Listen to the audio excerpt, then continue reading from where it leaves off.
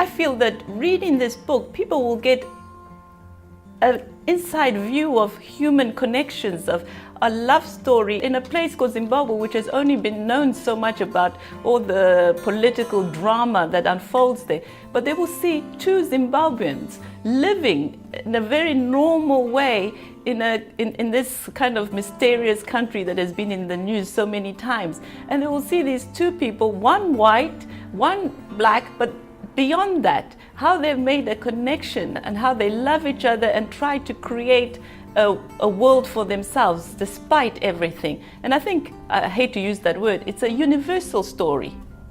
The main characters in the book are Ian Mackenzie and Lindiwe Bishop.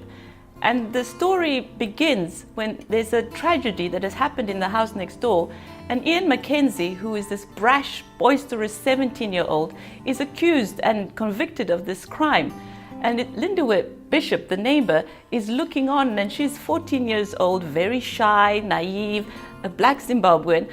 And after Ian is released under very mysterious circumstances, they've somehow managed to form a bond, a secret bond, because she has been warned against fraternizing with the boy next door. And over the decades, as Lindiwe grows and becomes a sophisticated young woman, their love story takes place. And the question throughout the novel that the novel asks is, will they manage to keep this connection despite all the trauma and drama that is happening all around them? After university in Harare, I was lucky enough to have the opportunity to go and live in Colombia, and after Colombia in the Caribbean, and then in Europe.